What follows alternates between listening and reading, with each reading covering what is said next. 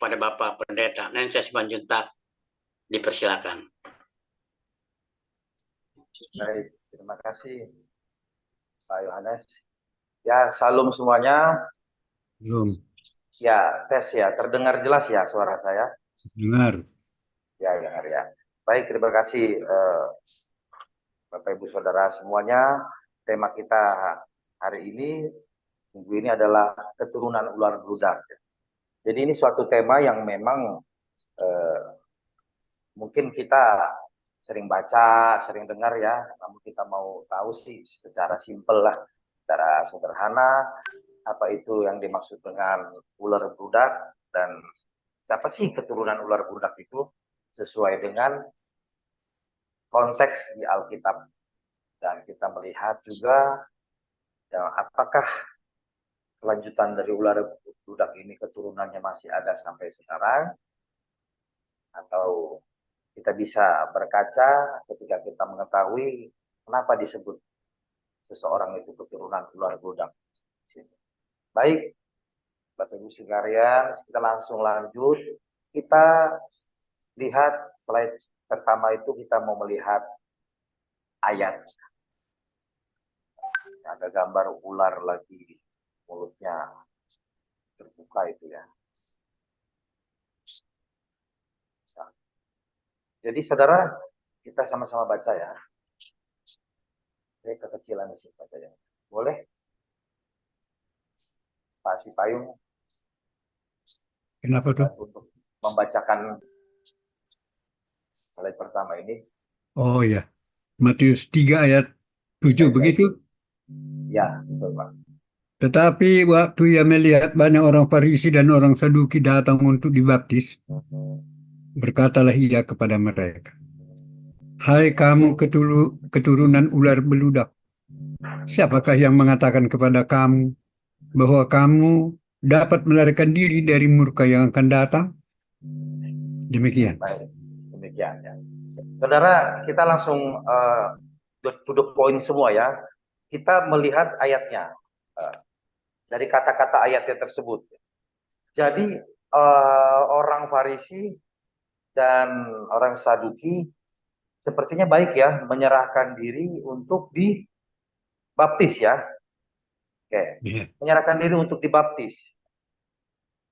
Sementara langsung ada kata-kata ya bahwa Yohanes Pembaptis mengatakan kepada mereka itu, "Hai keturunan ular beludak," maksud dikatakan seperti itu. Nah ini serem ini. Kenapa dikatakan seperti itu? Ternyata kalau kita lihat konteksnya, orang Farisi dan orang Saduki ini ya bukanlah sungguh-sungguh serius mengerti arti baptisan itu, pertama. Lalu kedua, kita lihat lagi konteksnya.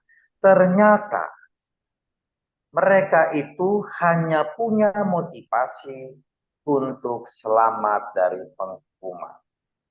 Ketiga, yang perlu diketahui, yang terlewatkan juga atau salah dimengerti, penghukuman yang dikatakan di sini konteksnya adalah bahwa akan terjadi penghukuman bagi Yerusalem secara luasnya itu bangsa Israel, dan menurut nubuatan, nah, jadi bangsa Israel ini khususnya ahli Taurat, orang Farisi, orang Saduki, mereka memang sudah ahlinya akan pengetahuan nubuatan.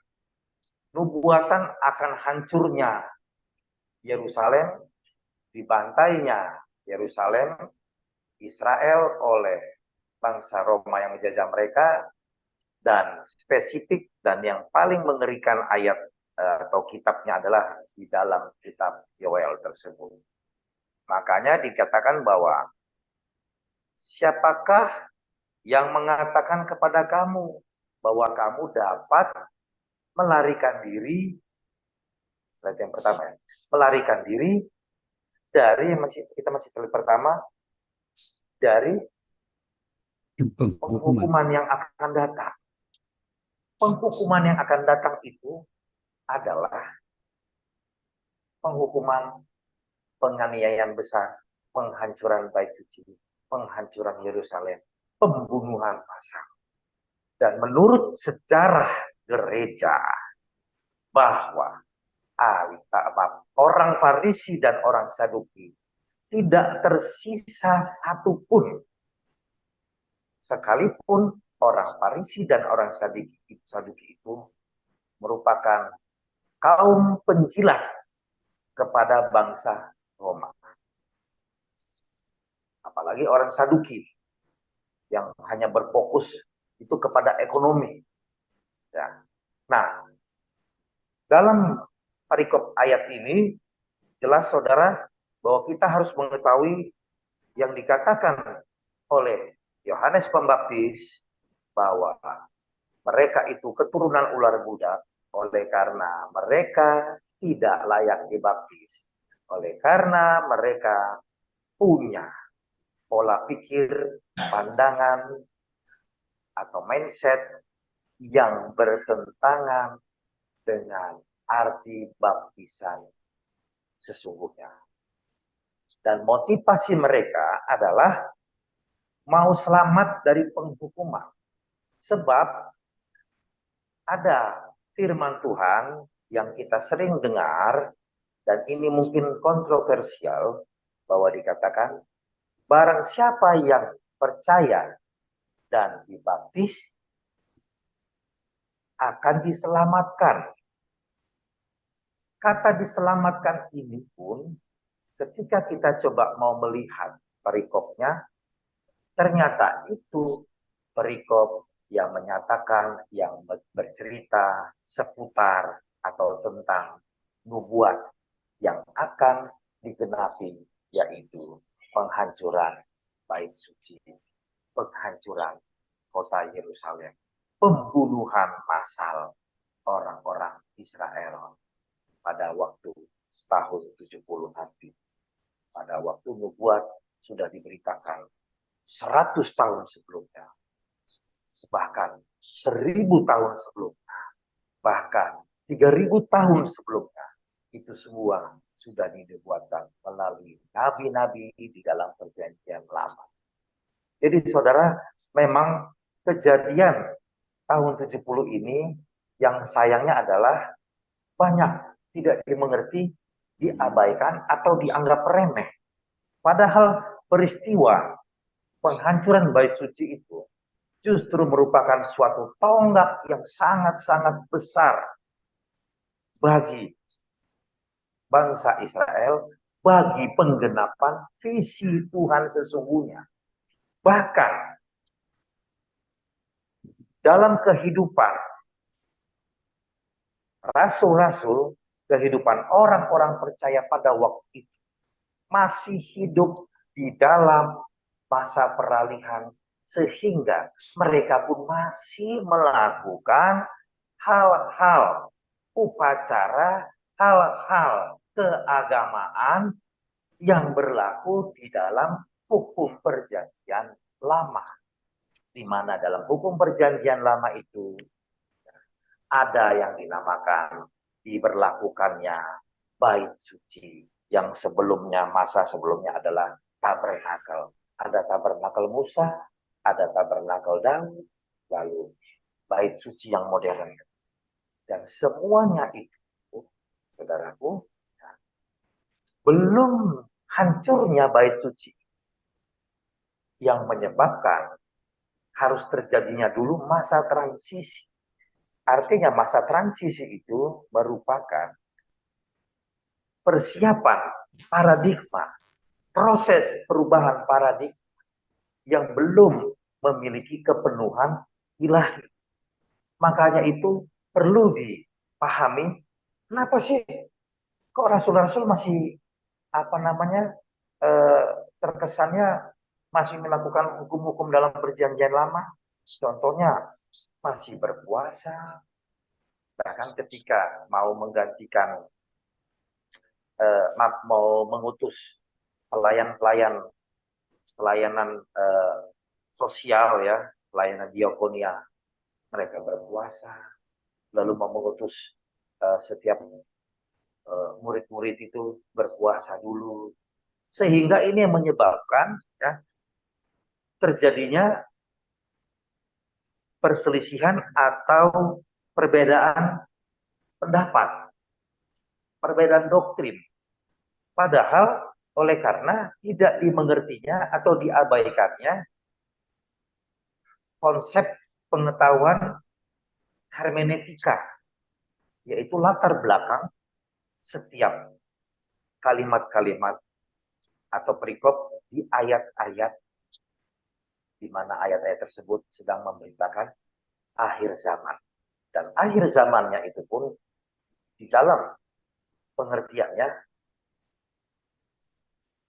bukan rata-rata, nyaris hampir seluruhnya mengartikan kiamat yang nanti dan nanti, yang mungkin nanti akan ratusan tahun lagi, yang diawali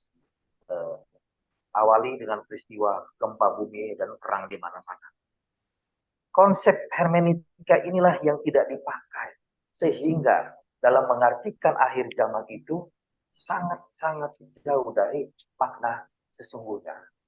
Padahal kalau kita melihat Matius itu 24, khotbah tentang akhir zaman, itu mengatakan atau menyatakan peristiwa yang akan datang, yang akan dialami oleh bangsa Israel, yaitu di Yerusalem, penghancuran kayu suci, pembunuhan massal. Dan di mana? Di sana orang Farisi dan Saduki tidak tersisa satu pun.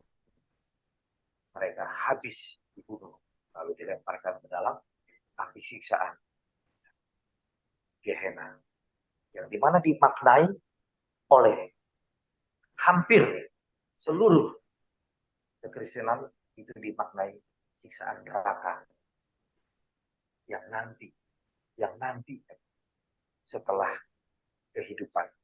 Padahal sudah jelas kalau dikatakan bangsa Israel, dan nubuatan itu, penglihatan itu diterima oleh Yohanes di Pulau Patmos, dan dikatakan juga itu sampaikanlah kepada bangsa Israel. Ini arti bangsa Israel. Makanya kenapa kok ditafsirkan untuk seluruh dunia ini, semua bangsa, sampai nanti pun meleset.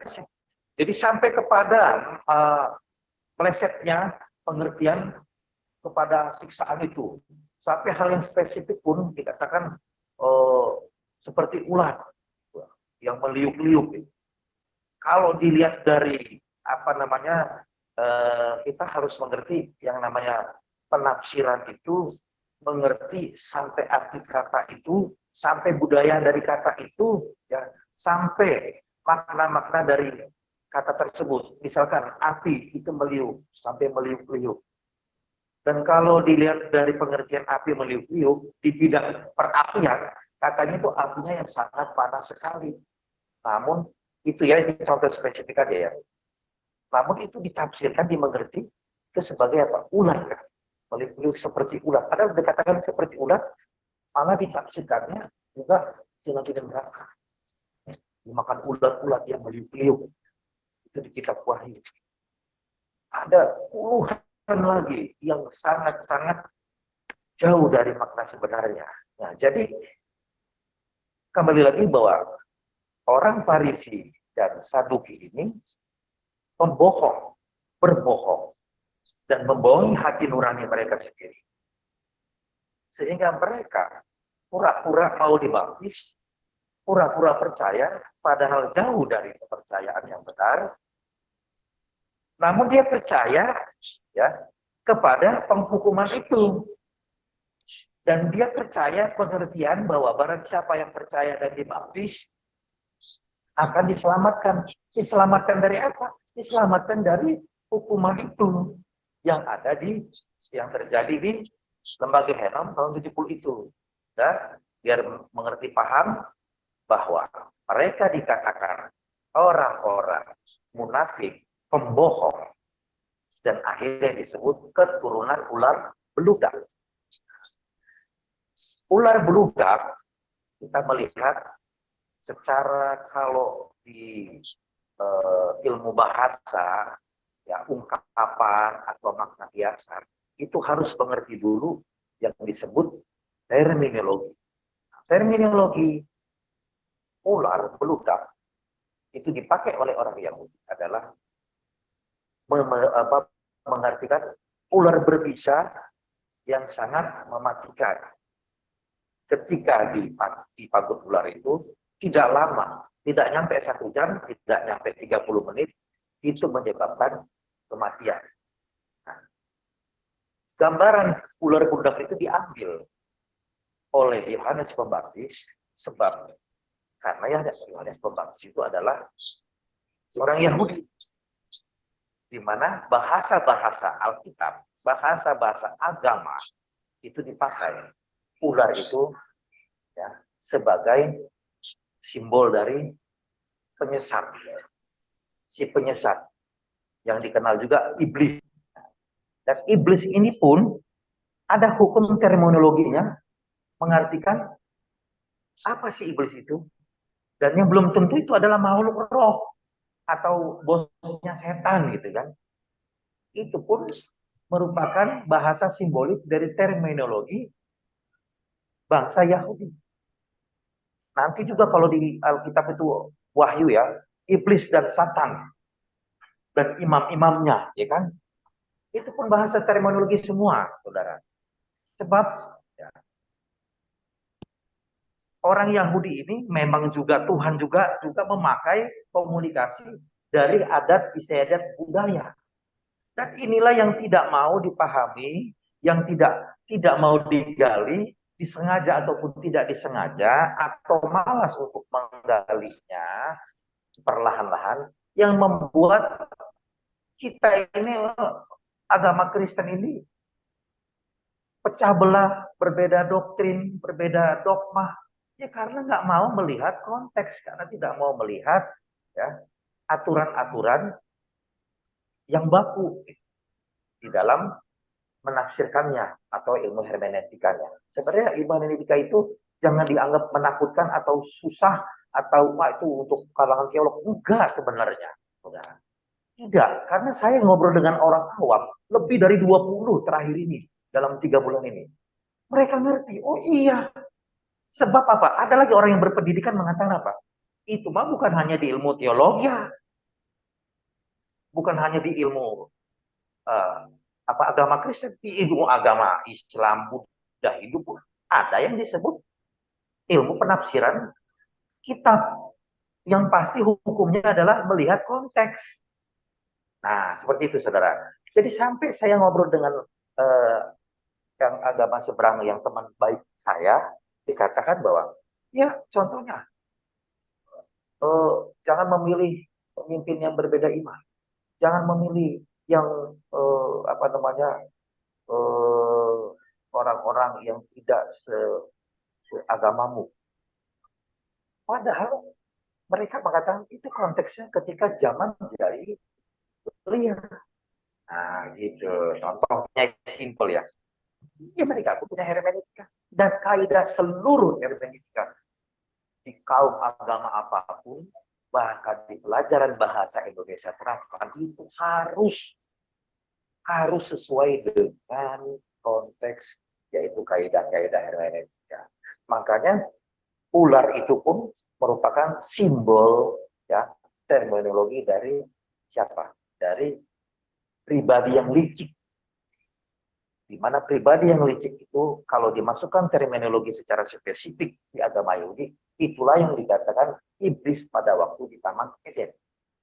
Nah, lalu kalau kita lihat juga ular beludak, kalau ular beludak itu kita cari tahu, ular beludak itu adanya di mana sih? Banyak. Dia sering ada di taman. Saya bilang kok malah pas ya gambaran ular itu menggoda Hawa di Taman Eden gitu. Ini kocak atau lucu gitu ya. Waduh. Makanya semua itu gak ada secara kebetulan. Peristiwa-peristiwa atau pewahyuan yang Musa terima. Lalu dia menuliskan kisah di Taman Eden. Itu benar-benar Tuhan dengan keyahudiannya, ketauratan, undang-undang dan budayanya itu dipakai semua. Karena Tuhan menyesuaikan sesuai dengan apa yang dimiliki atau budaya yang dimiliki oleh orang-orang yang berhubungan dengan dia. Musa, terminologi Mesir, bahasa segala macam. Tuhan pakai itu. Sama di Mesir, di Yahudi, ular pun sama maknanya. Gitu ya. Raja, hikmat. Tetapi ular ini yang dikatakan ular menggoda itu adalah ular penipu, ular licik. Sudah. Nah, ular ini pun yang gambaran dia di Taman Eden, dia meniru gambaran atau simbolik dari Allah itu sendiri, yaitu ular juga. Makanya ketika dikatakan dia ingin menyamai yang maha tinggi, benar-benar semuanya ditiru. Dalam berbagai aspek Tuhan, aspek simbolik Tuhan, ditiru oleh iblis. Sampai nanti saudaraku sangat panjang sekali, cukup dalam. Nanti kita akan melihat bahwa, loh, apa yang diberlakukan di dunia ini dalam konsep agama, itu tiruan, tetapi palsu, dan anehnya itu antitesa dari apa yang di benak Tuhan. Sampai melesetnya kita, ya, saya merasa sebagai orang yang beragama Kristen, banyak sekali meleset pola pikir saya. Sebelum saya kuliah, setelah kuliah, terjadi pertentangan. Ternyata gini, misalkan pandangan saya tentang kejahatan ahli Taurat, orang Farisi dan orang Saduki, mereka munafik. Tuh, kata Tuhan kan mereka munafik. Yohanes Pembaptis bilang mereka itu munafik, penipu. Karena apa? Berkedok kudus. Padahal mereka kelakuannya jahat. Padahal mereka kelakuannya tak kudus, penipu, pezina, segala macam. Padahal mereka dikatakan munafik bukan karena mereka sok benar, tetapi oleh karena munafik itu apa? Mereka tahu yang benar, yaitu yang sesungguhnya keselamatan itu oleh Mesias, oleh korban anak domba, yang sudah mereka dapat berita itu dari turun-temurun, dari nabi ke nabi, oke, sampai nabi itu sudah habis, mereka itu terima semua dalam satu kitab. Ya. Dan itu mereka abaikan, dan mereka tetap berlakukan hukum Taurat itu, tetap mereka berlakukan bait suci itu dengan tegar tengkuklah, karena mereka ingin memperoleh kehormatan, keuangan. Padahal mereka sendiri tahu bahwa itu semua menyesatkan atau salah besar atau antitesanya Tuhan. Nah, seperti itu contoh satu. Ada lagi contoh yang lain. Paradigma saya tentang kitab Matius sampai Yohanes itu puluhan yang melenceng. Contohnya, ayat yang tadi pernah saya katakan, barang siapa yang percaya dan dibaptis, maka diselamatkan.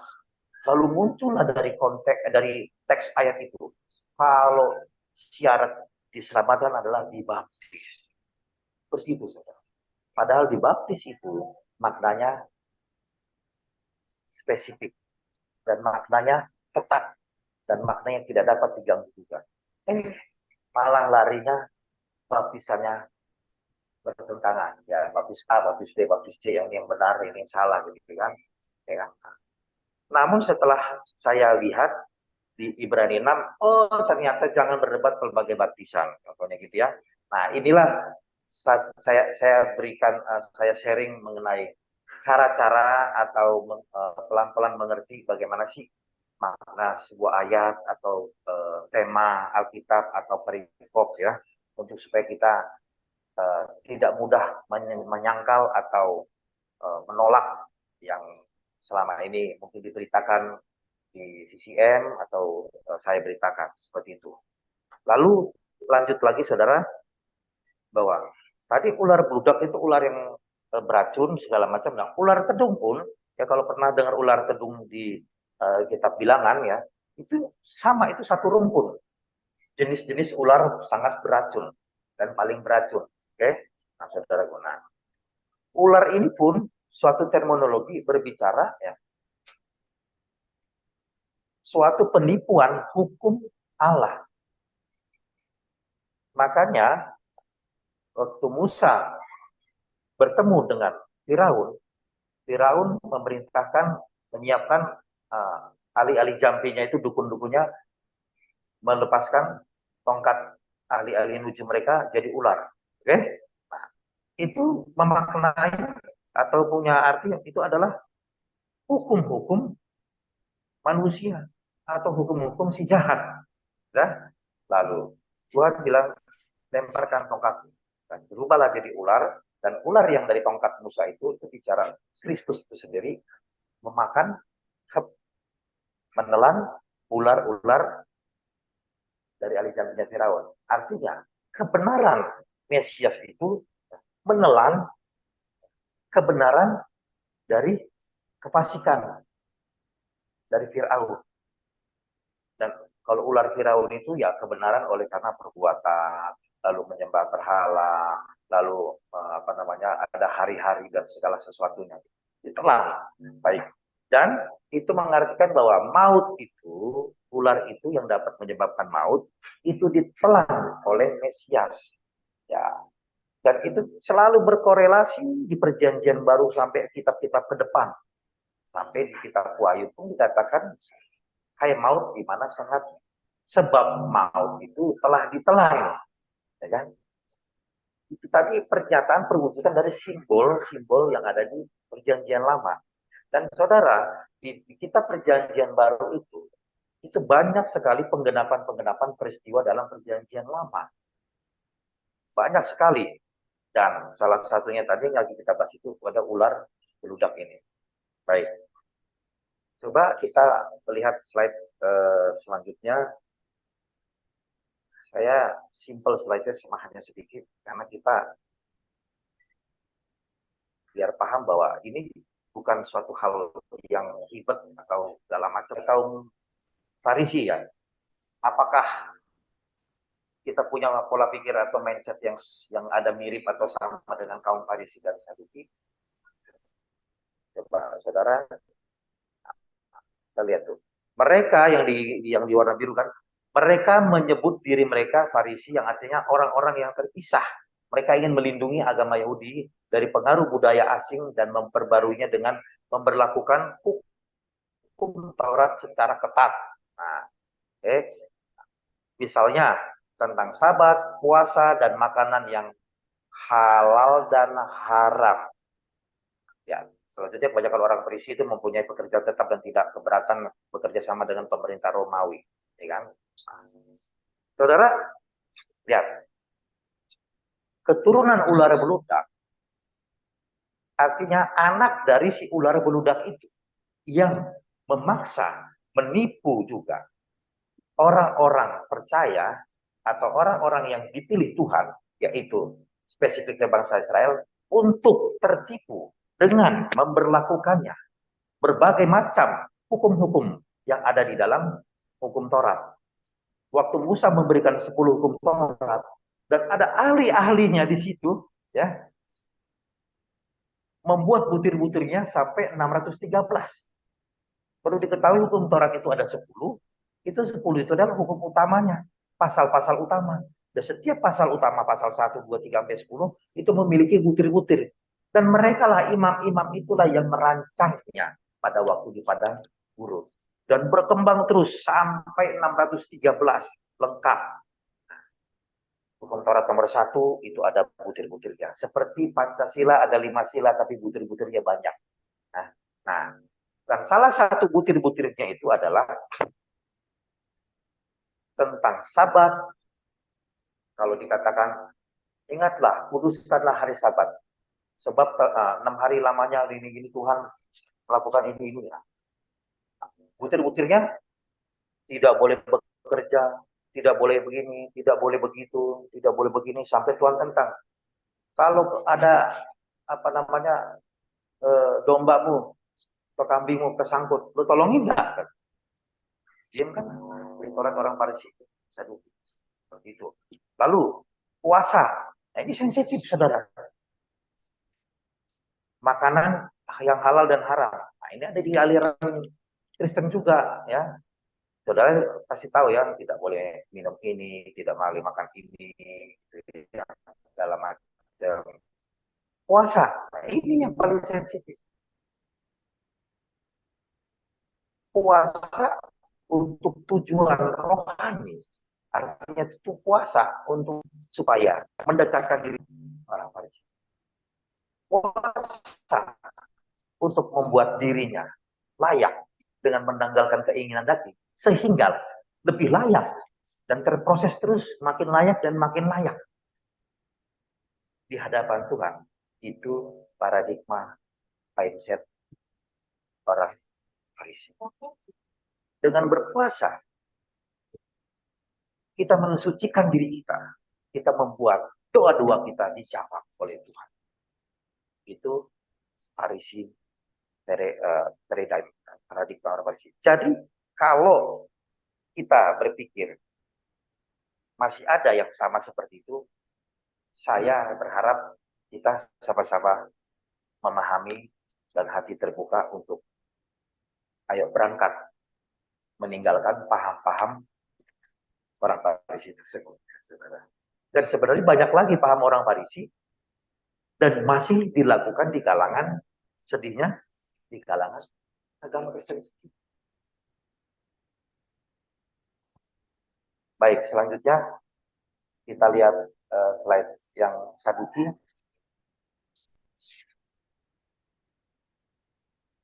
Bahwa yang saya paparkan bagikan ini adalah satu ilmu yang bukanlah doktrin atau dogma, tapi real. Nama kelompok itu yang Saduki, dari Sadok, seorang imam tadi. Saduki ini bertolak belakang, bertentangan dengan orang Farisi. Orang Saduki ini nggak percaya adanya kebangkitan. Orang Saduki ini juga tidak percaya akan hukuman kekal ceritanya ya. Dari apa? Dari kitab-kitab nubuatan yang ada di Perjanjian Lama. Tidak percaya terhadap hukuman kekal yang artinya neraka itu yang terus-menerus tidak berkesudahan. Sedangkan orang Farisi percaya itu, kan? Nah, coba kita lihat yang tentang Saduki. Mereka itu sangat dekat dengan orang-orang yang orang kaya itu, orang ekonomi yang tinggi di bangsa Roma itu. Dan jumlah orang Saduki itu lebih sedikit dari orang Farisi. Namun yang paling terkenalnya adalah orang Farisi dan orang Saduki, ya, mereka berbeda paham. Anehnya mereka bersatu ketika apa? Ketika ingin menyalibkan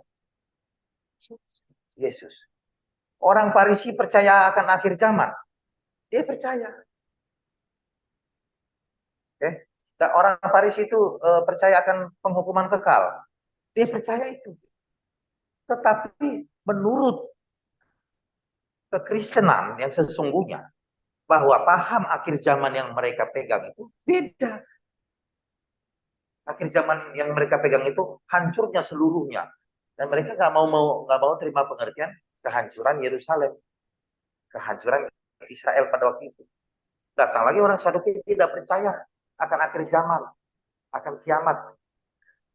Karena mereka berpandangan bahwa orang habis itu mati ya hilang. Dan orang Saduki juga nggak percaya akan penghakiman seseorang, perbuatan baik dan jahatnya itu akan dinilai atau dihakimi oleh Tuhan. Tidak percaya itu. Nah, di kalangan Kristen seperti apa?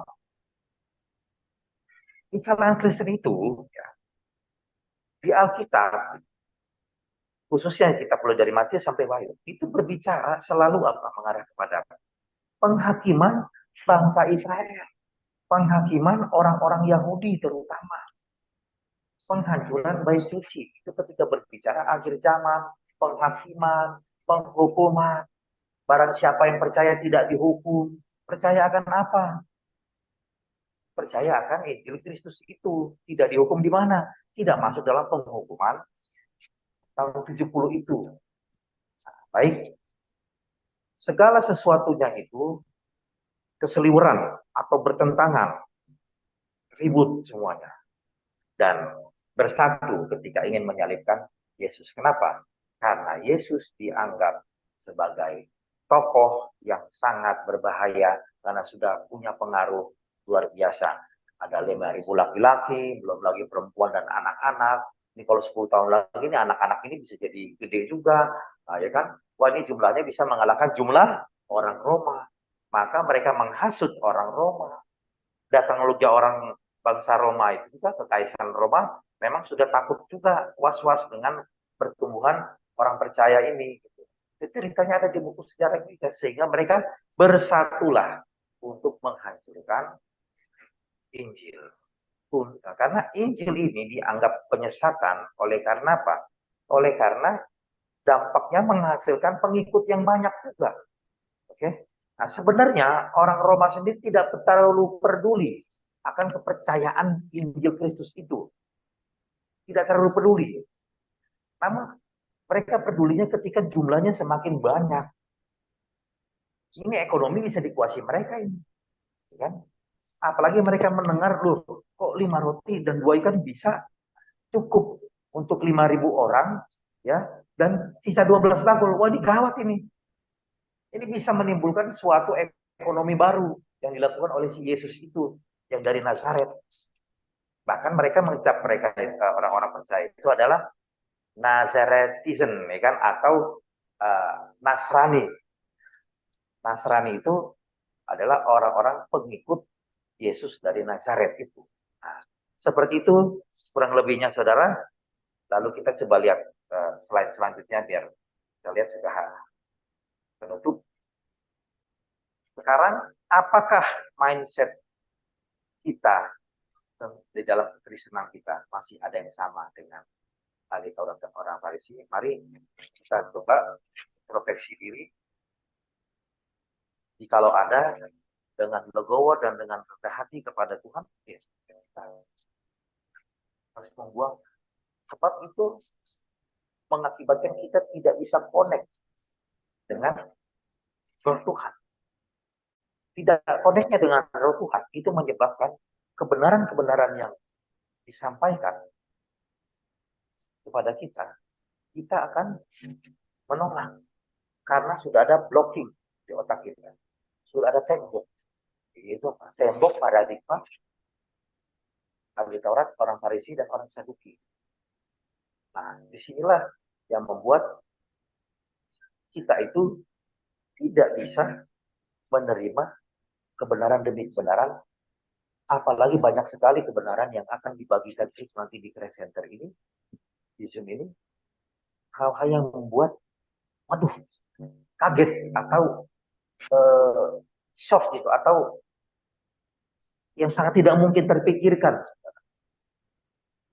Bahkan saya beberapa orang tuh saya ajak sharing tentang kalimat tadi, bahwa barang siapa yang percaya dan dibaptis diselamatkan. Setelah saya jelaskan diselamatkan ya bukan dari neraka, tapi diselamatkan dari penghukuman itu.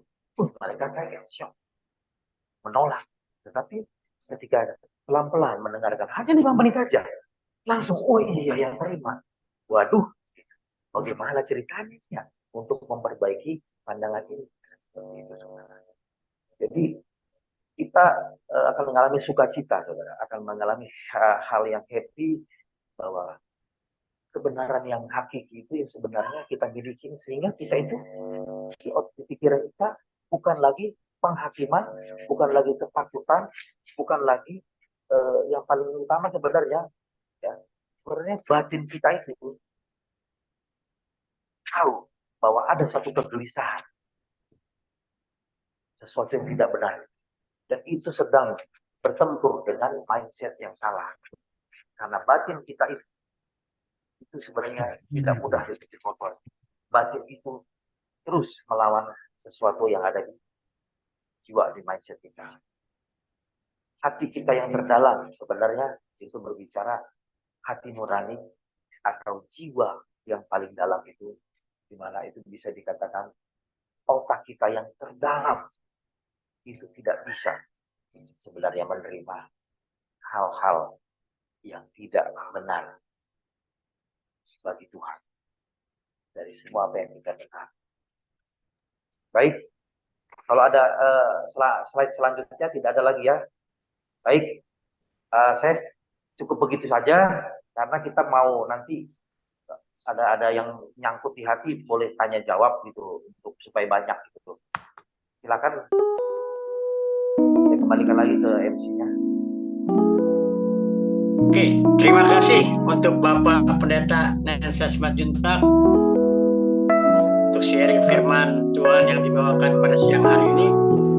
Terima kasih sahabat-sahabat terkasih atas atensinya dan sampai jumpa pada video berikutnya. God bless you all. Amen.